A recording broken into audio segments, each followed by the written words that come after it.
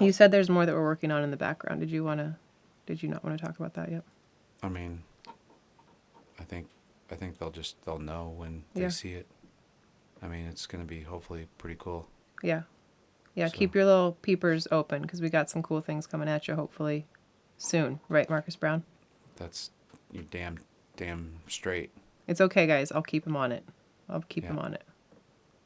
get it going. People ask about supplements. What do you say? Oh, Lord. I knew that was going to be a pushing a button. I mean, supplements are great, but for the most part, I think people need to start with getting their ducks in a row. Get your act together first by making sure you're doing all of the other things right. Sleeping, eating, training, all in a smart fashion. With that said, if you're doing all of that in conjunction with a little bit of supplemental support, great.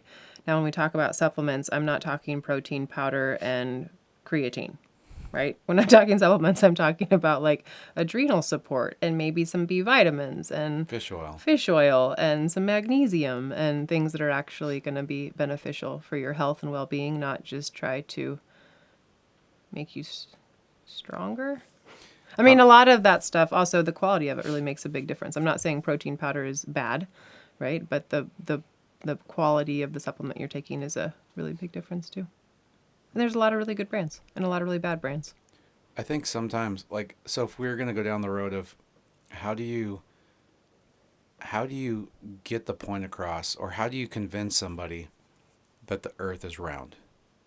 Uh-oh. No, that's not what I was going to say. But essentially, it's that same thing. Like, if somebody's a flat earth, so like, how do you convince somebody that their return on investment is going to be worth it? Because there's people who are they're thinking, I can eat bread. I can have some sugar. I feel fine. Mm-hmm. And a lot of you can. I can have bread and sugar sometimes and feel fine. But go ahead. Well, I was going to say. Sometimes is the key word. Does feeling fine, or do people's impression that they are feeling fine, can that be either wrong, misguided, or like not a great indicator because they don't know how they could be feeling maybe if they were doing things a little better? Absolutely. So when I work with people, I do a 30-day thing. Give me 30 days at this. If you don't notice any difference, then we can talk about it. So 30 days is usually a good amount of time to get things out of your system and actually be able to feel how you're feeling. Sometimes when we take food out or we add food in that's different, it can, and I'm talking just about food, but that can, or a supplement, there can be different reactions to that. Sometimes it's dietary. So again, your GI gets kind of funky. Sometimes the symptoms, like if you're feeling really tired and you start taking the sugar out, which is what's making you tired, sometimes you feel more tired at first. So it takes sometimes a few days, sometimes a few weeks for people to really start noticing that difference. So 30 days is kind of a good rule of thumb to start something new and see how it goes, and then to make any adjustments from there that you feel are good or necessary. And then as far as like the mechanics and the body, maintenance and physical fitness, I also feel like some people don't really, I don't know. I feel like, I don't know what percentage, but there's some skiers that all they've done is really skied. They found skiing through like high school or college, or a friend introduced them to it. And it's kind of like the only maybe physical activity they've done for the most part. And so they may not understand, or they may not see any value at all in kind of cross training or doing anything off the water. Yeah. So like, how does actual off the water training help? Well, stability, mobility, strength, right? Those are the things we kind of talked about in the beginning. The stronger you are, and that doesn't mean that you're putting on a lot of mass and getting heavy. Let's talk about that really quick, because that is not good on the ski. No. From what I know, is typically when skiers are lighter, they feel better on the skis. So, is it possible to get stronger? Oh yeah, but potentially lighter? I know it depends case by case basis, but yeah. It is. It's hard to get stronger but lighter, but you can. So there's two phases to a lift. There's the concentric phase and the eccentric phase. Concentric is when you're lifting it. Eccentric is when you're putting it down. The eccentric phase is usually what makes us build a little more mass. So there's different times of the season that you'd be working on the concentric and the eccentric, and different rep schemes make a really big difference, right? When you're getting into the higher reps, you're going to be putting on mass. So if you don't want to put on muscle mass, you want to keep your reps a little bit like 5 and lower. Those are just some general rules of thumb. But So sorry, I got you sidetracked. That's So okay. go back to like how it can help people. stability, so strong, stable joints, right? Meaning that you're able to withstand load, you're able to withstand dynamic movements and not hurt yourself. Stronger on the ski, you're able to maintain position behind the boat better. Mobility, which we talked about in the beginning, your joints are able to move freely, you can get into position better. Those can all help Help keep injury at bay. keep injury at bay. Comma, can't that also make Help your make performance. you a better performer too? Yeah, just like we talked about, if you have immobile hips and you can't get your hips up and someone's telling you to arch your back, well, maybe there's a reason you can't get your hips up. Maybe your hips are too tight and your glutes are too weak that you physically cannot get your hips up. That's not the coaching that you're paying so much money for. It might just be a mobility issue and a strength issue that all of a sudden it's going to click once you fix those things. So what you're saying is It all plays together. you could get better.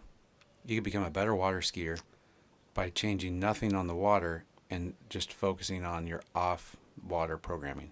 Yeah, and because I've nutrition. worked with people on that. I don't work with people on the water, and all of them have seen improvement.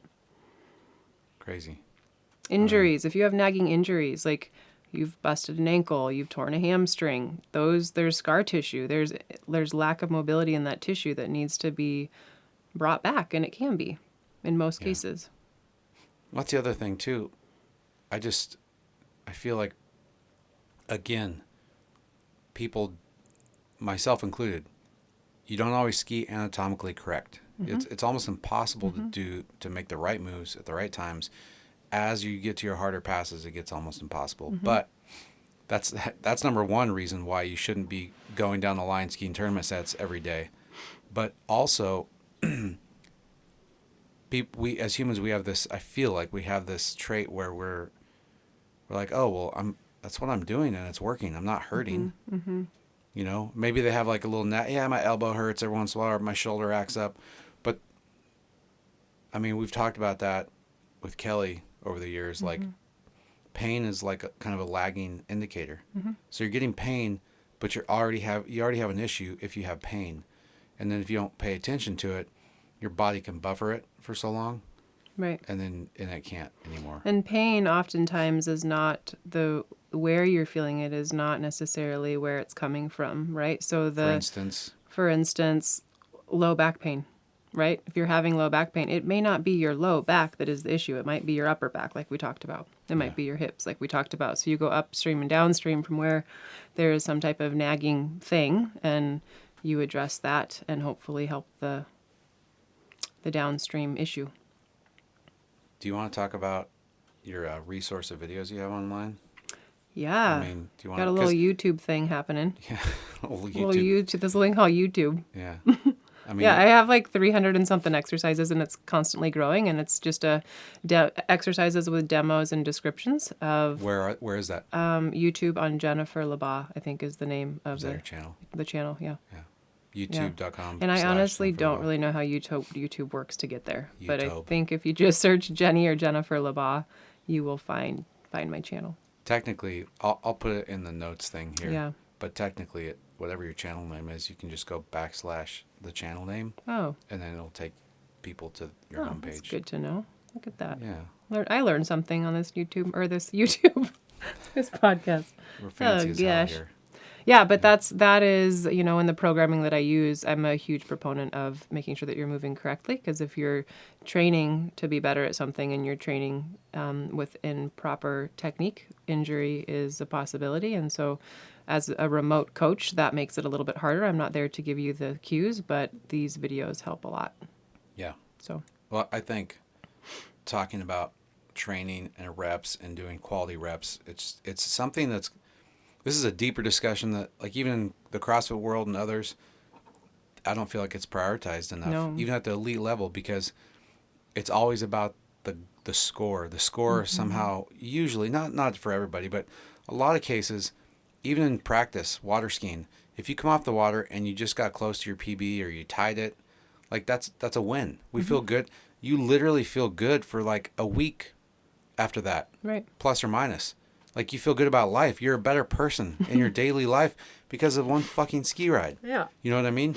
The opposite's just exactly true, too. You have a bad ski ride, and you're just like emotional roller coaster. You're down. Yeah. You're grumpy. You're not smiling. You're not saying hi when you should. You're not opening doors for people. So I guess my point is, in any sport, the goal, you're going to be better within reason. If you can recover, you're going to be better if you can do more quality reps within a certain amount of time. But if we don't prioritize the quality of movement, then we're in a compromised position more often, and then our bodies have to buffer bad positions, bad loads, Right. bad forces at the joint level, and then pretty soon you're like, I can't ski for a month. I got a back thing going on. Whereas you could have been prioritizing good movement, which sucks in the moment because you just want the score. Right. But if you prioritize the good movement and you have some basic fundamentals that you're working on, that can pay dividends. It can end up being an exponential growth curve instead of right now people are on a linear curve that's got a ceiling that levels out. I don't know. That's good. We talked about training off the water to be better for performance on the water. Yeah. But one thing we didn't talk about is training off the water to not hurt yourself when performance isn't good. So meaning when you're getting into those shorter line lengths and position is off and you take a skid across the water, Yeah. the stronger and more mobile your joints are, the less likely you are for injury too. So it also helps you in the not awesome Injury sets. prevention.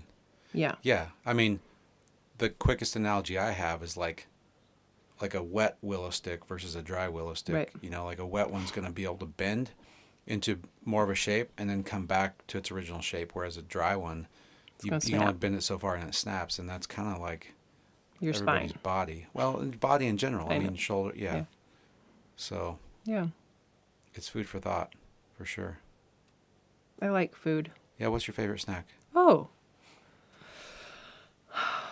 My favorite snack right now? Yeah, right now. Because we're trying to be better, folks. We're Yeah, trying to be better. we are 3 weeks into no sugar. I wouldn't say no sugar. I'd say low sugar. Really low sugar. I did Yeah. have a rice cake today with homemade jam on it, and Yeah. I felt bloated. Yep. So that's not your favorite snack. So that's not my favorite snack. Oh, honestly, blueberries. I've been hammering blueberries. Yeah. Just straight up blueberries. Yeah, it's like Can candy. you throw a twist on them so people can actually like feel like they're like Like a recipe? super powering their I blueberries? love recipes. That's, you know what? I'm really bad at I'm gonna call recipes. bullshit. You don't love recipes. You love baking I love and cooking. cooking. You're terrible at logging. Terrible. I'm terrible, but I do have some recipe books. But here is one with blueberries. Frozen blueberries. Get a cup. Yep. I don't measure anything. Frozen blueberries, some sliver almonds, some cinnamon, Yep. and pour some almond milk over it. And you like cereal? Yeah, or walnuts too, and walnuts, all of it. You like cereal? It's really good. That's Yeah. interesting. I don't. Maybe I've seen you have that snack before. You have. What's your favorite snack? I don't know, but I had a thought and I just forgot it. What were you talking about before that? Blueberries. Off the water, or injury prevention when you're Yeah. flailing That wasn't it. behind the boat. Flailing. Oh man. Recipes. Oh, logging. Just a minute about flailing. For Wow. all you CrossFitters / water skiers, please don't kip. Okay, continue. and continue. Oh man, I feel like we could go on for 5 minutes about no kipping. Why? Well, kipping in general is not bad, but kipping for water skiers or people who have restricted shoulder range of motion and T-spine mobility results in tearing of things. CrossFit shoulder. Continue. Don't do it. Okay. Work on your mobility first. Instead of kipping, do what? Do some strict pull-ups and roll the crap out of your T-spine and your lats and your rotator cuff and your anterior chest or anterior shoulder. Are any of those mobility moves on your YouTube channel? Yes. Okay. There's a whole thing, mobility from the ground up. Look those up, and it goes from your feet to your head. Okay. There's like 6 different videos. Okay. Now, Start doing those every day. New question. How do you mobilize your head? Well, what I meant was neck. Okay. Feet to neck. Feet to neck. Logging. You're terrible at recipes. You're great Yeah. at cooking and baking. Wouldn't it make sense as skiers, and some do, But to like get in the habit of logging their sets. Your sets, yeah. Yeah. Just to like, equipment if you're trying different stuff. Mm-hmm. The weather, the wind, like how you felt, all the things. Mm-hmm. Wouldn't that be kind of a good like additional thing for Yeah. training purposes? Yeah. Roadmap. I mean, journaling is journaling. I'm not talking about logging, but journaling, there's so much benefit to journaling in any capacity. And logging is just another form of journaling. Yeah. Right? So True. on the days that you're having a crappy set, you go back and you look at some of your good sets, you feel better. Or on the days you're having a crappy set, you go back and look at some of the things that you did that made those sets better, and you try those and chin up. Chin up, bud. Chin up, bud. What was the other thing I was going to talk to you about? And you see your progress, right? Sometimes it's hard to, when you're doing incremental progress, it's really hard to feel like you're making gains. But when you go back a year and you're like, whoa, I've made it, I'm doing okay. Yeah. Yeah. I mean, that's always the case. Right. Oh, okay. I mean, what's your takeaway as a kind of an athlete for life, which was a tagline for you at one point? It was. What's a takeaway, like sports? What do you think of when you think of sports in general? Because I think a lot of people get wrapped up in who they are on the water, who they are on the arena floor, who they are in the gym. Like, Yeah. instead of like, I think you have a pretty good take on it. Maybe. Yeah, I think it's just like an avenue for lessons, right? Like it's teaching you lessons for life. It's teaching you how to overcome obstacles. It's teaching you how to be a part of a team. It's teaching you how to get in your head or out of your head. Mm-hmm. Yeah. Give me a great sporting moment in your life. One that you Define remember. great. Something that was just like something you look back on. Anything you've done physically that you look back on, and it just tugs at your own emotional heartstrings. Well, hands down, I don't know if you'd call it athletic, but I ran across Colorado for epilepsy. Nope, doesn't count. 500 miles in 30 days. That's not athletic. That's the one. That's the one. Yeah. I didn't feel very athletic afterwards, but yeah. Yeah, I mean... Why? What was there was purpose. There was something way bigger than myself. You're working towards a goal that you don't know if you're going to be able to accomplish it. You're going to try everything you can to make it happen, though. You have a team of people behind you. You have people you don't even know that are behind you. And I think that's true for all sports, right? I mean, yeah. How many of people are out water skiing and, well, there's not a lot of fans on the water ski lakes, but let's just say there's like 10 people at the lake and they don't know who you are, but they're cheering you on. They want you to do well, you know? Well, I think that is a big thing in water skiing that we forget. I'm kidding. Well, no, but I mean, even at tournaments or even just at your own private lake or public lake, it's a pretty deep community with a lot of camaraderie. And I think, to your point, we forget that. Yeah. Because when you're on the water, it's you. It's you and your thoughts between your two ears. And that becomes an issue because you compartmentalize that as an experience that only you're having and that's only valuable to you really, or, invaluable to you or whatever. So if it's good or bad, we all internalize that, but we totally forget all the other stuff, like the fun in the sun and the moments and the chats and the camaraderie and you got to watch your lifelong collegiate flow points. That'll friends. make you, like anyone, want to water ski. It looks so fun. Yeah. Yeah. Did you happen to see the one I just put out from that 1988 Collegiate? Yeah. It wasn't a flow point. It was just I was reposting a production from on the 1988. on the TV, the television Collegiate set. Nationals. Yeah. Any takeaways from hairstyle? I feel like we should probably never go back to the 80s in any style, but we have, so that's weird. Mostly. Yeah. I don't think we've all gone back. I mean, there's like stonewashed jeans and like that kind of stuff. I got a question. Why aren't you wearing those really high waist shorts and pants right now? Because I have a really long torso and really short legs. Just like Bob. There's just Bob so much Marley, camel toe happening. Bob Marley, that waistline up above just below your boobies, and just see how that runs for a while. Little Cade does that. He wears his Does pants he? like that. He's 6. I know. He's Let's so not cute. pull Cade into this. He's only so 6. Cute. He's And he's a ripper. Yeah. He's a shredder. We were talking about Oh, so you and I were talking about that even at the pro level, right? So we just had the whole HO ski team here, which was really cool. And it was one of the first times they've all been in the same place at the same time. And they felt that team camaraderie rather than being against each other, right? Like they were there working together Yeah. and sharing each other's successes and what works and what doesn't and coaching a little bit. But I forgot where I was going with that. Oh, because you were talking about what's the importance of sport. Like, are you really going to remember how your third set on August 2nd went? Or are you going to remember that you were at the lake hanging out with all your buddies and Joe Schmo did something hilarious and made you guys all laugh? You know, Yeah. like that's really what it's about. I think we were agree. talking about me running at Drake Relays, which is a really cool track event in college. Back in college. Yeah, and I wasn't like phenomenal at track. I almost made it to nationals, but I didn't. Like it was just fun, you know? Yeah. And what I remember is running on that blue track and the people and the screaming and the adrenaline and the just fun. I think that gets to a point, to the point that I kind of had this theory. It's not really a theory. It's just, I feel like we do things. Ultimately, we're driven by feel and by an emotional reaction to a situation. And like, that's why we ski. We ski because the sensation is amazing. And then when it becomes somewhat standardized or normalized, then we try to push it a little bit, and we try to find that amazing feeling. And we're always chasing that amazing feeling, and we're always just one step behind it because we're always getting better, hopefully. But we forget at the end of the day, we want that feeling is really what we want. And when you tie that feeling, the emotional feeling, to a group of people, that's when you really create those bonds.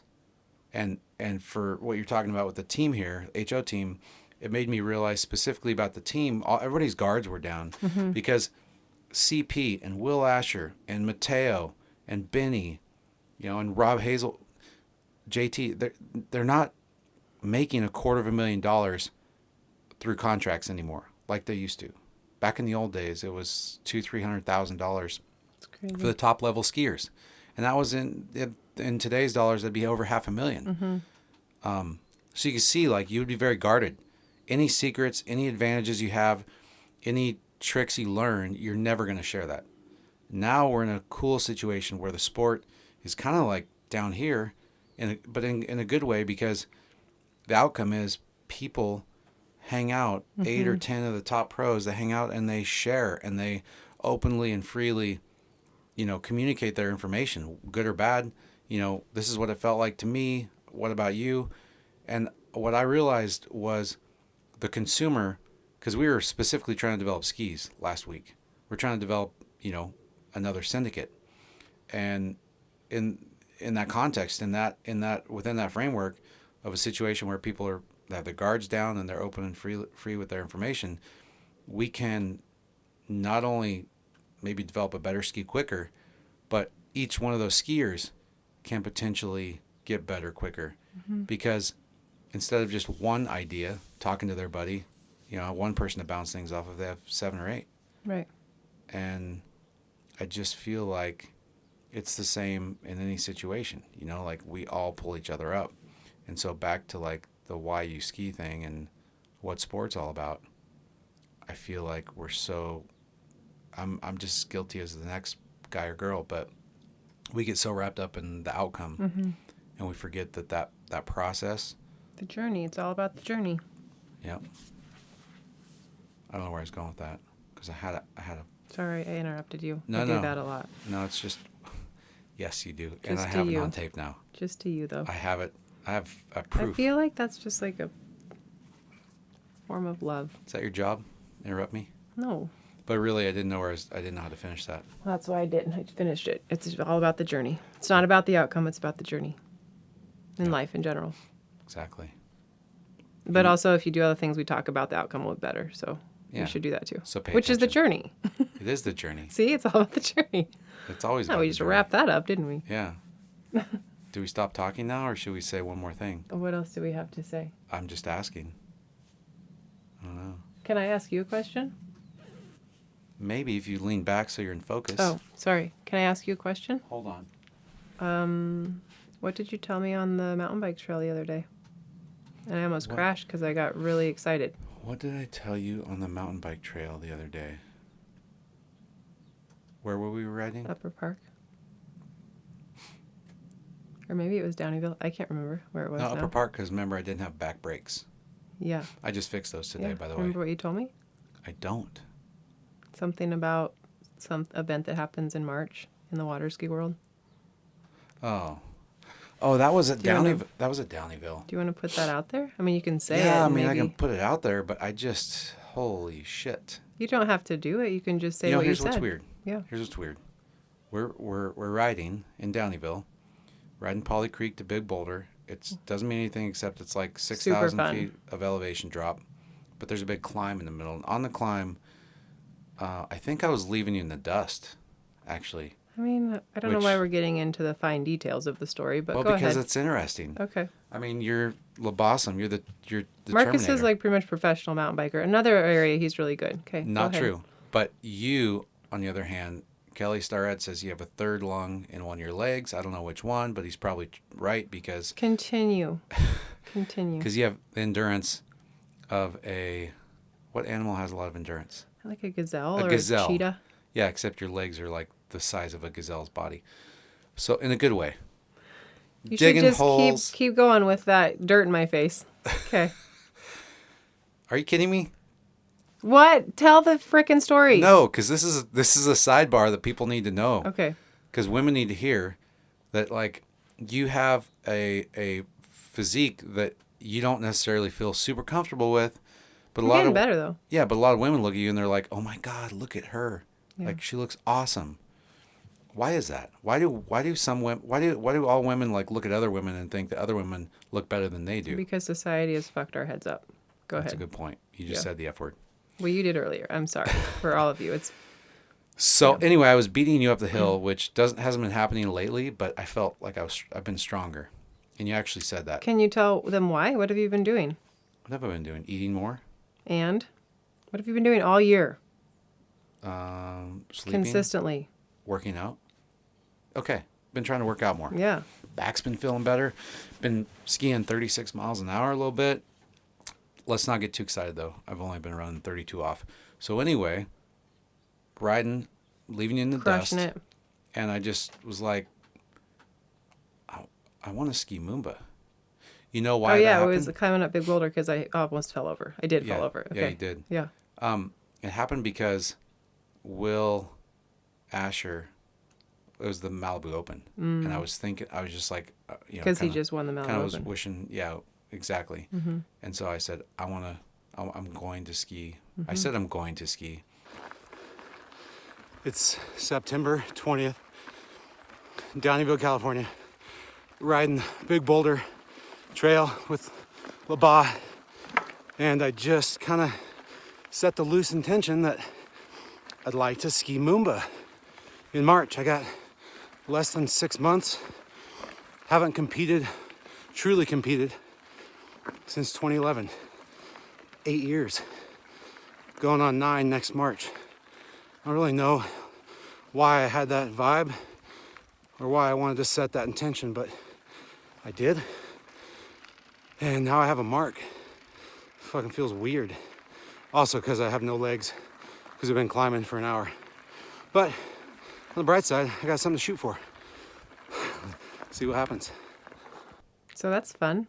Yeah, it was super fun. And then the next day we went for a hike and my back blew out No, your ankle for did. no reason. No, remember my back? I couldn't turn Because your sideways. ankle. Because I have bad ankle. Because it's all connected. It's all connected. That's a song. Kid song. The ankle bone's connected See? to the... Yeah. Yep. Exactly. But point is, now I'm kind of better again. So who knows? Maybe it's back on. Maybe it's not. But skiing Moomba would be really fun. Especially How in about 20... instead we say you want to be ready to be able to ski tournaments in March and see what happens. Yeah. Yeah, exactly. Don't push yourself to an outcome that could potentially end in injury if your body's not ready. But train and be ready for it. Yeah, well, that's who knows what the future holds, but I miss it for sure. Mm-hmm. But it would be different. I've talked about this in private with people, but You know, it would be different if I got to ski professionally again. It wouldn't be like the thing I do. It would be one of the things I get to do, and it would. I feel like it would enrich my life instead of be the focal point. Consume your life, yeah. Yeah. Which, incidentally, we could talk about that. Like, I've had friends in other sports and in water skiing, like Terry Winter, has a baby, gets distracted. She's literally like 8 years old, but. Yeah. So you're talking about back when you had a baby. Yeah. I was like, she's not a baby, she's 8. No, I'm just saying, like, people have more stuff in their life. They take on a new job, whatever, and they actually get better at the other things. Yep. Because they have some balance. Balance. Yeah. That's what we were talking about. Take some time away from the darn ski in the wintertime. Yep. Exactly. Right now, you should not be on your water ski and if it's cold where you are. It's kind of nice here. Or if you live in Florida, you should probably like ski in like a set or two a week because it's fun. Don't go out there and try to run your best pass. Try to kill it. There's just no reason for it. Exactly.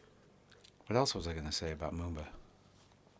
Oh, it'd be fun too because it would be 15 years since I won Moomba. Oh my gosh, that's really great. I like that. That's really terrible. 15 effing years? You are not a spring chicken anymore. That's evident. I see that every day in the mirror. Older than that. The point is, 15 is a nice number. Yeah. 5, 10, 15. Round. 15 years. It's round. Round little. And the last time I went to Moomba was 2010. So it'd be 10 years after that. And also, secretly, the main reason that I said Moomba instead of any other tournament, because any other tournament would give me more time to get ready, was because I was talking to Nick Adams about this. I've never not made the finals there. Oh. So I kind of secretly feel like either I will totally blow that stat out of the water and just flop first round if I actually can ski, or I'll get lucky and the universe will just put me in the finals. Yeah. And at least I'll get to say I made another final. Yeah, and then also I'll go and we could go on a vacation to New Zealand. My parents need to go too, just at least to Australia because they've never been. Yeah. And my mom has a kidney now, so she can go. But isn't New Zealand the place without snakes? Yeah. We should go there. It is. And it's got mountains and the ocean. And everything's like kind of right next to each other. So we'll just go to Australia, watch you win. Yeah. Moomba. Win. No, I didn't say win. And then, I just want to ski the damn thing. And then we'll go to New Zealand and not hang out with snakes. Yeah, we're going to, because what happened the other day in the oh my gosh, I am not a baby with spiders, but that was terrible. What? Speaking of babies and spiders, what happened? What kind of spider was that? It California was a big one, tarantula. Probably. They're huge. It's like literally the size of my palm. I'm in a nutrition consult. I have my client in there. She's like, there's a really big spider in the corner. I was like, oh my God, there's a tarantula. Yeah. So I got my shoe. I'm like, I'm going to kill it. This is great. And I smacked it and 3 million babies came off its back. 3 million? They were everywhere. And I was terrified. Were you doing the like hot lava dance? No, I was barefoot because I didn't want to get them on my feet. So I just started hitting my shoe that I was holding in my hand everywhere. And screaming. Yeah, and you came down. Thought somebody was dying. It was terrible. Yeah. But everybody lived. Yeah, that is the room that Dave was sleeping in 2 nights before that. D-Dub. Soundgarden. On the floor. There was a tarantula on a mattress on the floor. In your room, and you didn't know it. And it's better that you didn't know it. That's right. Okay. All right. It's all about the journey. Eat good food. Have a plan. Keep it simple, move through range of motion. Enjoy your life. Yeah. Sounds pretty easy. Yeah. Can I get that on a flashcard? Yeah. Okay. Are those going to be downloadable on your website too? Or should we put those in a sticker? Sticker. And then people can put them on like their on forehead. On their water bottles, like this one. Like this one that I have that says, I brew my own kombucha. Do you, or are you lying? I absolutely do. You've had some of it. You just started. Yeah. Would you call that kombucha yet? Yeah. You had some of it. It was pretty good. It was really good, actually. It just needed a little... How do we get the bubbles in there? Kombucha bubbles? I think it just needs to sit longer. Okay. Patience. There's been 2 of them that are still in there making it. Or this one, Stop Buying Stupid Shit. I like that one, too. Yeah, it's kind of wearing off. Although, is Batco, little shout out to the best deodorant ever. That's pretty good. All natural deodorant. Yep. Is this a commercial now, or what? Maybe. Can we go back You can get a discount ad. You really can, though. Can we stop buying stupid shit? Can we look at that? Yep. Can you tell me what's ironic about this? That it's a sticker? Continue. What kind of shape is the sticker in? A square? Looks like you need to buy another one. but it's telling you not to buy stupid shit. But well, I haven't bought another one. It's in bad shape. Pretty soon, nobody's gonna know what it says. I'm gonna, and that's all that matters. It's a reminder to me. I like it. To stop buying stupid shit. It goes back to just all that matters is finding that feeling. Journeys of joy. I like this feeling. Love this feeling. Okay. You see, you can tell that this is a good podcast because we're still smiling. I'm hungry. Oh, really? Yes. Okay. Let's call it off. Was Okay. that good? You feel good about that? I feel good. Do you? Yep. JennyLaBaw.com. And I don't know what her YouTube channel is, but just search Jennifer Jenny LaBaw. Jennifer. It's Jennifer LaBaw. Nicknames in college for the outro. JLB. JLB. It's pretty good. J-Lo. J-Law. J-Law. J-Law. I was J-Law before frickin' J-Law came on the scene. J-Lo. Yeah. No, Oh, J-Law. Jennifer Lawrence. Oh, you were J-Law before she was I'm like the out of original kindergarten. J-Law. Yeah. She was like over there just like eating sand and I was winning the CrossFit Games or something. I don't know. And neither one of those ever happened. So I don't know why I said Speaking of the that. Hunger Games, Ooh. do you think you'd want to hang out with Katniss? I think I want to hang out with Jennifer Lawrence because she's hilarious. Shoot some bows and arrows. Yeah. Because you do that. I do shoot bows and arrows. Do you think if bow and arrows. Bow and arrows. That's weird. Do you think if we did a J-Law combo and we filmed that, do you think that would be kind of cool? Yeah. So how do we do that? Well, obviously, if you're listening, Jennifer Lawrence, if you're a water skier at all, or last one here. Oh, Kristen Wiig. Kristen Wiig is a water skier. She is. We know because of comedians in cars having coffee. That's right. She loves to water ski. So if you know Kristen Wiig and you know how to get a hold of her, let us know. That fucking cookie.